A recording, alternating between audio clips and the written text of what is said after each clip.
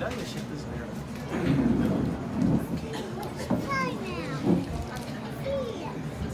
everyone. My name is Eman. Okay. So basically I'll be talking to everyone about fasting in Ramadan and how the benefits are for you with fasting. So I first want to say that for 1 month a year, the daily routines of Muslims are determined not only by salah but also by fasting for 1 month a year. During the hours of daylight to sunset, yes. Muslims are required to refrain from eating and drinking and instead exercise self-discipline and abstinence, which means fasting. But for many Muslims, Ramadan brings with it a whole host of other challenges. So basically, with fasting, I'm saying that everyone knows here that when we fast for 30 days, obviously, in a month of the year. And fasting, basically, I'm saying that fasting is a form of emotional healing. It is believed that fasting is a form of physical stress that can relieve emotional pain. When I'm saying this means when fasting, we are all hungry, and obviously, it takes a toll on our body, okay? But when I say that this takes a toll on our body, it also means that it heals us emotionally. So fasting also gives you the gift of perspective. When I say the gift of perspective, I mean seeing things clearly and starting anew.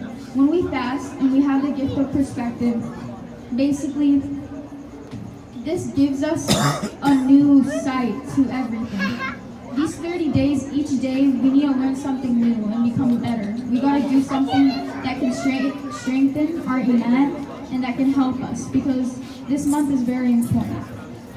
When fasting, we should be grateful, and when fasting, all of us are required to not eat or drink for a certain amount of hours. Us Muslims fast without feeling like we are genuinely in a state of poverty and deprivation, which we are not, because when we fast, we are already given with a place to rest and live with shelter and warmth. So this means when we fast, we have to believe that there are people that wake up in the morning with no food, and that's very, very, very hard. So with us, when we already are fasting, we need to be grateful that we have a home that we can sleep in, that we are warm, and that we have shelter. And eating is just one part of what people that don't even have food have to deal with. They have to deal with not having a home, not having shelter, not having warmth, and they also have to, on top of that, have to deal with not eating and drinking.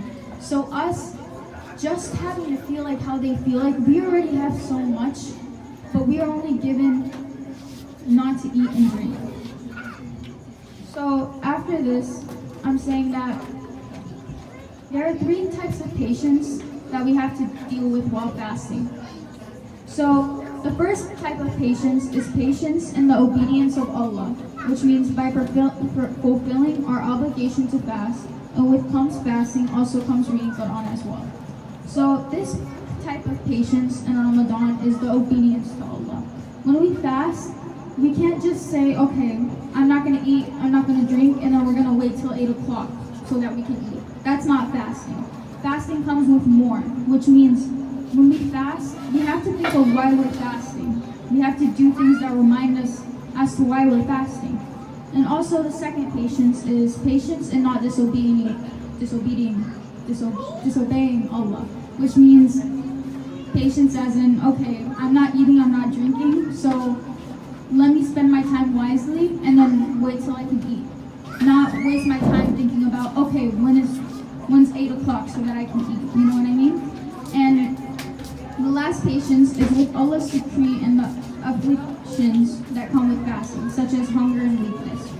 So, obviously we're going to be hungry and we're going to be weak. But with this patience comes understanding why we're feeling like this. That comes, like we're fasting, this is why we're fasting, and understanding why.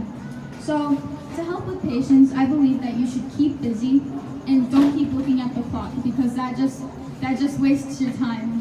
You're just gonna look, it's not also exercise gratitude. Think about how the poor people feel. When you're fasting, don't just believe, okay, I'm fasting.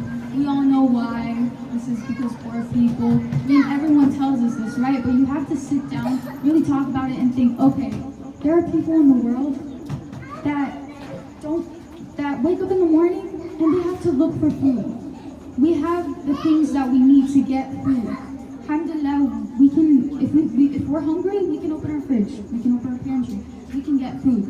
But Allah gives us 1 month, and that's not much. People don't even eat for a year. It's hard for them to find food. And 1 month is okay, for sure. So also, when it comes to fasting, there are the health benefits of fasting. So the health benefits of fasting is providing tranquility to the heart and mind. I believe that this is very healthy, fasting already, because when you fast, okay, let me tell you, everyone has problems. And when fasting, you don't focus much on your problems. You focus on, okay, I'm hungry, I need to eat, okay? And that's already in your head, but then you think about, okay, why am I doing this? And then you think about the reasons why you want to do it, the reasons why you're doing it, and then you start to believe, okay, I need to do better. I can solve these problems, you know? And also, this also includes weight loss. Obviously, you're going to be fasting, you won't be eating. And this gives you self-control, which is also very perfect, because if you're not eating and then it's time to eat, just imagine yourself taking small portions of food and eating it. This will obviously, if you need to lose weight, then this is perfect. And also lower blood pressure, inshallah, and reduce cholesterol. And may also help overcome addiction. God forbid anyone smokes and people get addicted to that. So I'm saying in Ramadan, smoking, I'm pretty sure, is consuming something, and you can't really consume anything for a certain amount of hours. That really helps. It also helps self-control, and that's also very good. So after Ramadan, it's not just fasting and trying to better yourself during the month of Ramadan, but also after the month of Ramadan. So, you know how people do bad things, and then it comes to Ramadan, and they're just like, okay, I'm not going to do this during this month, but afterwards we can continue. That's not right. The brothers of Prophet Yusuf. We're gonna kill him and we're gonna make tawbah. Yeah, that's wrong. Allah gives you this month to start over. That's honestly, to me, that's a big reason why this is a good month for you. I believe that Ramadan is like the new year for everyone. The new year, you know how it's the new year and everybody's like, I have New Year's resolutions, I'm gonna be better this year. Well, Ramadan is the perfect month for you to start your new year until the next month of Ramadan.